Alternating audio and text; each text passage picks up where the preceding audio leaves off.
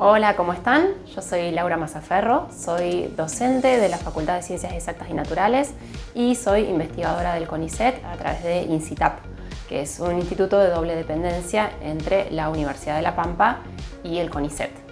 En este momento estamos acá en el laboratorio de biocatálisis, del cual formo parte hace ya más de 20 años.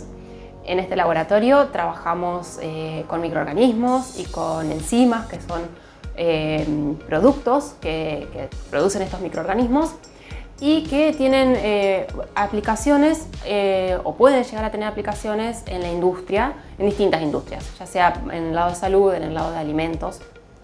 Y los estudios que nosotros hacemos van desde lo básico, de estudiar los microorganismos y su fisiología, hasta estas aplicaciones que recién les comentaba.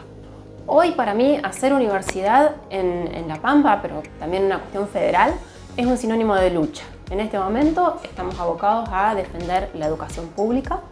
Yo creo que la universidad tiene un rol muy importante en la sociedad. La sociedad reconoce a las universidades públicas y en particular acá en la provincia, la Universidad Nacional de La Pampa, como instituciones que generan profesionales de calidad.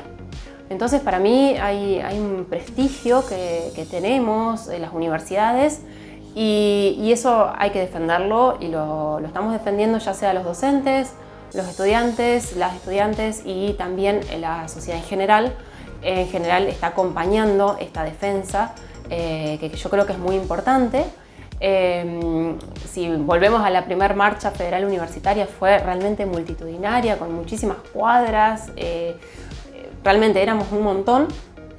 Y por ahí la consigna de aquella primera marcha, o lo que se veía muchas veces en los carteles y demás, era, mamá, papá, obreros, hijo, hija, profesional universitario. Y entonces ese rol, no solo de la universidad como formador de profesionales de calidad, sino también como esas instituciones que nos permiten el ascenso social. Pasar de una familia que no fue universitaria a una primera generación universitaria. Y esto, bueno, a mí me atraviesa personalmente. Yo soy hija de obreros, soy primera generación universitaria en mi familia. Y nada, bueno, yo elegí la universidad pública como estudiante, pero también después para desarrollarme profesionalmente. Yo estudié acá en la Universidad de La Pampa.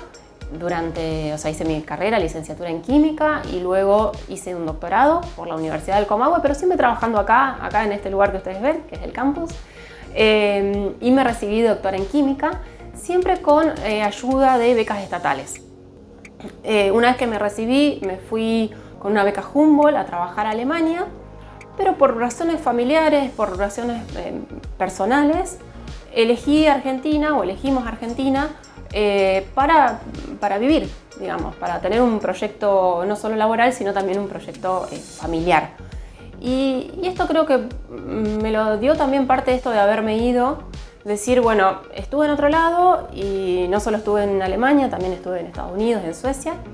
Y el hecho de conocer otras cosas permite también valorar lo que uno tiene acá y yo estoy muy orgullosa de las instituciones que tenemos, no solo de la educación pública en todos sus niveles, sino también de la salud pública, de la infraestructura, que hoy estamos con este tema de Vialidad Nacional, de INTI, INTA, de Aerolíneas Argentinas. Hay muchísimas instituciones que en este momento la están luchando igual que nosotros. Y también por ahí lo que uno muchas veces compara cuando se va son las leyes y decir, bueno, acá hay una democratización de los derechos a partir de la IBE, a partir del derecho a la ESI, las leyes de discapacidad que tenemos, o sea, el acceso a las jubilaciones de amas de casa. Todas esas cosas hacen parte de lo que uno tiene como identidad nacional y lo que lo hacen orgulloso cuando uno se va a otro lado y lo que hacen después querer decir, bueno, quiero volver acá, me quiero desarrollar profesional y familiarmente.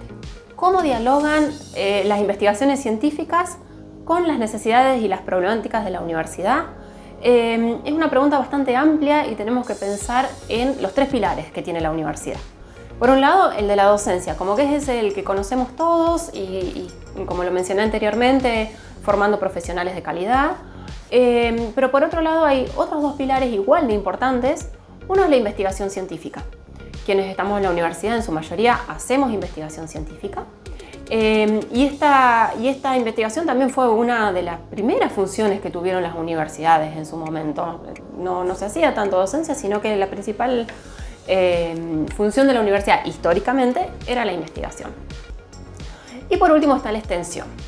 Entonces, si pensamos cómo vamos de una cosa a la otra, nosotros investigamos y conocemos problemas concretos, cuestiones concretas, y cuando uno sabe más de determinados temas, es como puede trasladar esos conocimientos a resolver problemas o demandas que hay en la sociedad.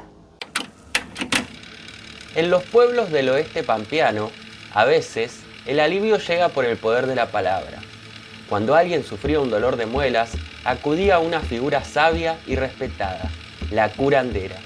Ella no tocaba al paciente, no usaba hierbas ni remedios visibles, solo pedía que la persona le dijera ¿de qué lado duele? A solas, la curandera salía al campo, buscaba el sol, lo miraba fijamente y en silencio elegía un número. Siempre el mismo, el 12. Entonces comenzaba un antiguo ritual contado. Saco 1, quedan 11, saco 1, quedan 10 y así una y otra vez hasta llegar a 0. Si el número final era par, el dolor se iría. Si era impar, seguiría subiendo, hasta que se repitiera el conjuro, esta vez con otro número impar. Magia, matemática, fe, nadie lo sabe con certeza. Lo que sí sabían las curanderas era esto: si se revela el secreto, la cura pierde su poder. El mismo procedimiento se aplicaba a los animales, si sufrían del mismo mal o si una herida se llenaba de gusanos. La cura de la palabra volvía a obrar, porque donde hay dolor también puede haber misterio.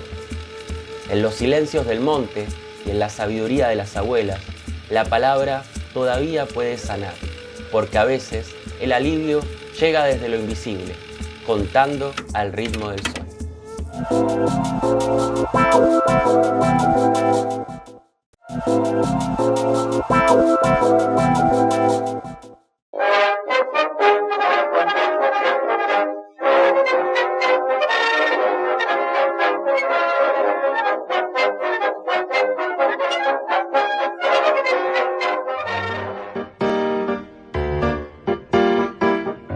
Jamendo.com.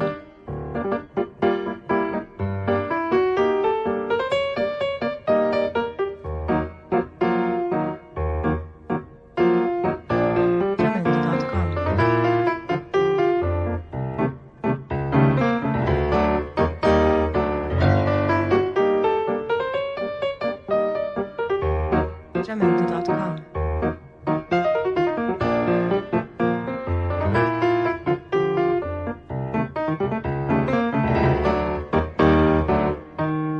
Jamendo.com.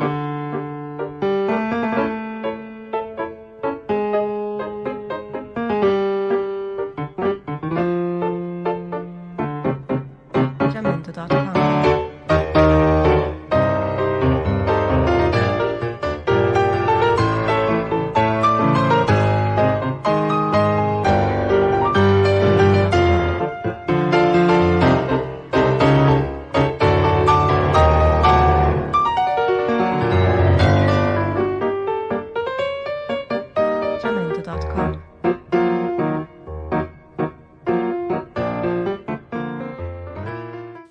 A simple vista es bastante difícil establecer una conexión entre las ciencias exactas y naturales con el arte, la cultura y la sociedad.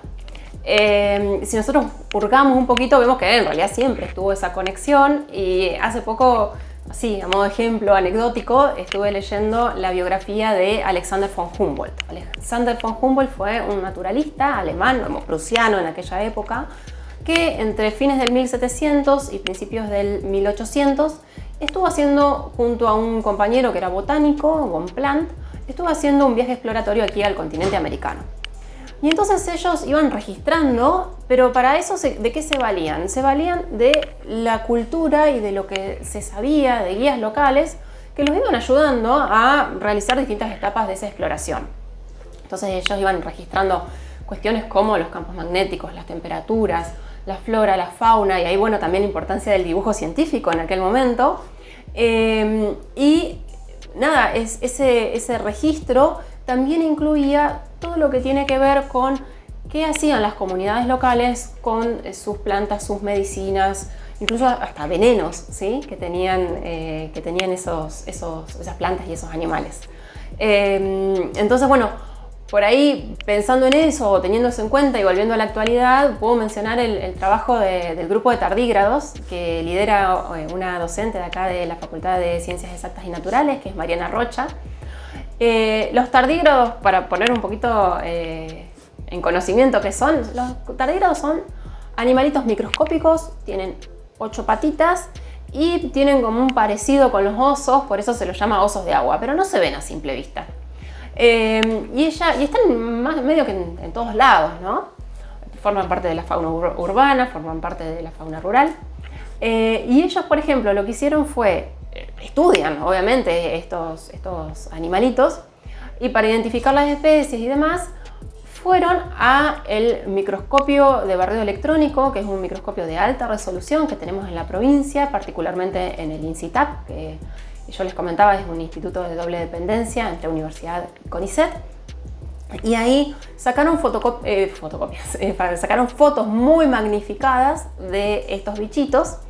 Y con esas fotos lo que lograron hacer, no solo identificar especies, sino también llevaron esas fotos a un artista del Museo de Historia Natural, que es Pablo Núñez, y con esas fotos se pudieron hacer réplicas de estos bichitos microscópicos a muy gran tamaño y estuvieron formando parte de una muestra del Museo de Historia. Entonces, de alguna manera, ahí estamos relacionando las ciencias con la cultura, el arte y el acceso a la comunidad para que todos podamos acercarnos y conocer qué son estos bichitos.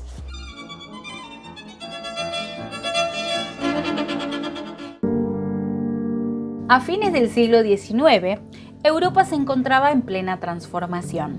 La industria crecía, las ciudades se expandían y el mundo moderno comenzaba a tomar forma. En medio de ese cambio surgía un movimiento artístico que buscaba algo más que la belleza, buscaba armonía, naturaleza y espíritu. Se llamaba Art Nouveau. Entre 1890 y 1914, el Art Nouveau floreció en distintas ciudades del mundo occidental. En Viena, en París, en Bruselas y en Nueva York, artistas, diseñadores y arquitectos se rebelaron contra las formas clásicas y crearon un estilo que abrazaba la fluidez de la naturaleza. Líneas curvas, motivos vegetales, insectos, mujeres etéreas y animales fantásticos. Su inspiración venía del mundo natural, pero también del simbolismo, el misticismo y las artes decorativas orientales. Los objetos cotidianos, muebles, lámparas, vitrales y joyas, se volvieron obras de arte. Todo debería ser bello, todo debía ser arte. Los artistas del Art Nouveau se inspiraron en las formas de la naturaleza. No se trataba simplemente de retratar animales o plantas. Los modernistas no imitaban la naturaleza, la observaban, la estudiaban y usaban sus principios formales para buscar nuevas ideas. Por ello, estudiaron los tallos, las raíces, las formaciones rocosas, las osamentas, los caparazones y toda clase de elementos. De allí tomaron las líneas y formas geométricas que le dieron originalidad y belleza al nuevo estilo. Ya que en la naturaleza la línea recta no existe, el Art Nouveau adoptó la línea ondulante como rasgo definitivo, tanto en las artes aplicadas como en las bellas artes. Se manifestó en dos vertientes frecuentemente superpuestas. Una, la inspiración vegetal con líneas asimétricas, sinuosas y entramadas, y otra basada en la geometría. El Art Nouveau fue eso, una fusión entre arte, diseño y filosofía, un puente entre la artesanía y la industria, entre lo bello y lo funcional. Un movimiento breve pero intenso que marcó el inicio del arte moderno. Así fue el Art Nouveau, un susurro elegante en la historia del arte que nos recuerda que incluso en los tiempos de cambio, la belleza puede ser una forma de resistencia.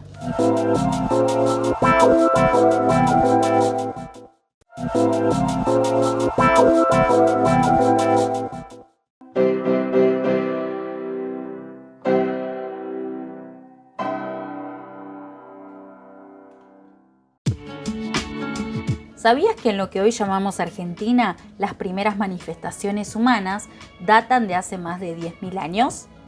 Mucho antes de la llegada de los conquistadores, florecieron culturas diversas en distintas regiones, con sus propias lenguas, creencias y saberes, y aunque muchas veces fueron tachadas de supersticiosas o demoníacas, hoy sabemos que esas imágenes y símbolos estaban profundamente conectados con la naturaleza, los ciclos del cosmos y la supervivencia cotidiana.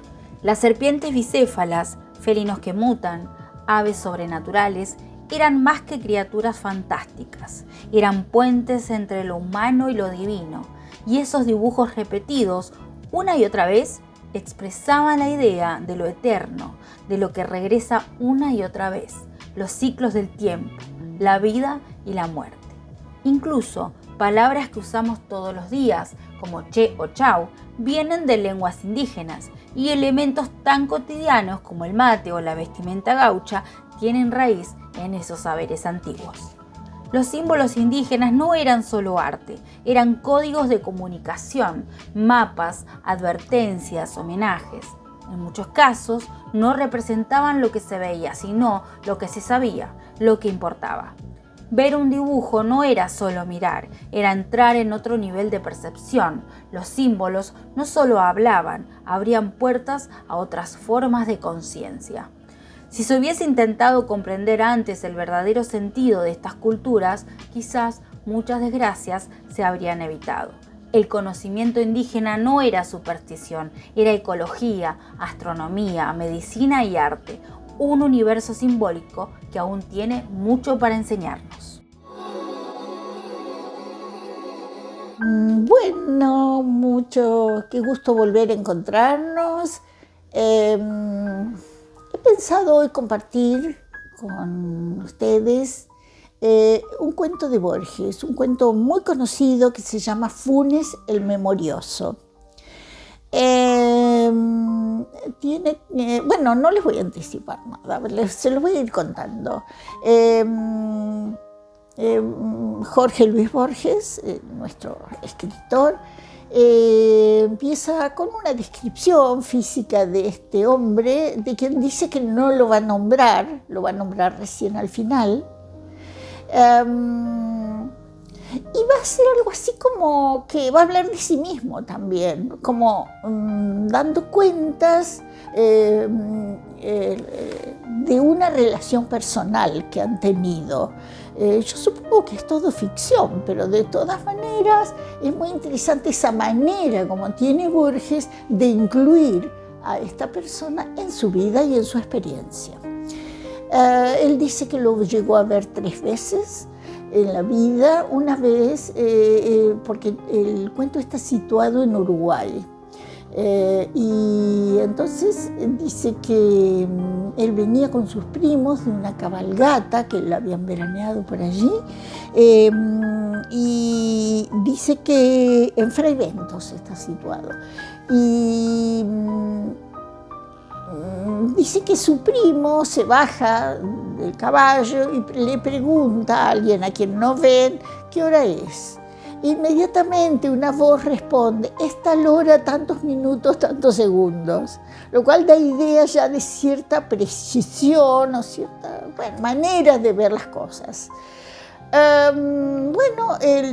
Pasa el tiempo y la segunda vez que lo va a ver, a este hombre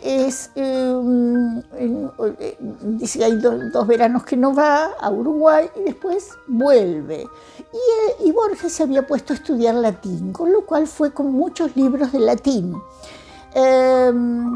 Entonces se encuentra con dos noticias. Una es que esta persona ha tenido un accidente cabalgando y ha quedado tullido, es la palabra que él dice, y que está en una habitación en la casa de la madre, pero que al hombre no le importó mucho. Digo, el hombre en realidad era una persona joven, porque él estaba con otros intereses, que tiene que ver con esta manera de ver la vida y de tomar registro de la vida. Entonces se ve que se enteran de que él lleva libros de latín y este hombre lo llama y le pide libros. Entonces Borges, sorprendido, de todas maneras se lo da. Pero después tiene noticias de que su padre está enfermo y que tiene que volver a Buenos Aires. Entonces va a buscar el libro y lo encuentra que este hombre está hablando en latín y recitando cosas en latín como si nada. Ahí conversan y entonces se da cuenta de cómo este hombre, este chico, digamos, tenía una manera de registrar las cosas, de grabar en su memoria todo lo que podía llegar a conocer. Entonces Borges se acuerda del filósofo Locke, que dice que no sabía generalizar y quería encontrar un nombre para cada cosa. O sea que si era una planta no decía planta, decía esta es fulanita. Bueno, esto es lo que quería hacer este joven, entre otros experimentos de orden intelectual. Bueno, de alguna manera, esta es lo interesante. Dice que además Funes discernía continuamente los movimientos del minutero, los avances de la corrupción, los avances de las caries, de la fatiga. Bueno, ya es muy imaginativo, ¿no? Pero bueno, le era muy difícil dormir, porque dormir era distraerse del mundo.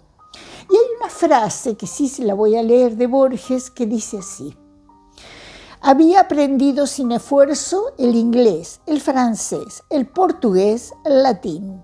Sospecho, sin embargo, que no era muy capaz de pensar. Pensar es olvidar diferencias, es generalizar, abstraer.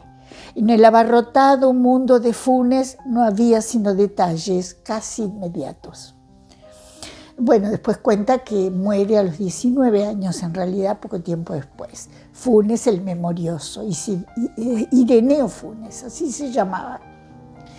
A mí me interesó el cuento, aparte de que es precioso, ¿qué es pensar, no? Esa pregunta que deja planteada, desde luego no es la memoria, no es el registro solo. Cómo pensar requiere de algo que tiene que ver con el paso por el propio sujeto, ¿no? Por la propia persona, y cómo de alguna manera, primero que no vamos a poder saber de toda la realidad. Hay una realidad posible a la que vamos accediendo, pero además cómo la interpretación, el sentido que damos a esa realidad pasa por nosotros mismos, por el tamiz de nuestra propia sensibilidad. Y esto es lo que Ireneo no podía hacer. De alguna forma me pareció interesante entonces contárselos, porque me parece que en estos tiempos donde hay tantas nuevas formas de pensar, a través de las redes, a través de tanto acumulación de datos, hay un filósofo coreano que se llama Byung-Chul Han, acá lo tengo, lo voy a mostrar. Él habla de dataísmo, que en estos tiempos tenemos muchos datos, pero no significa eso necesariamente que sepamos pensar. Bueno, nada más que eso. Muchas gracias.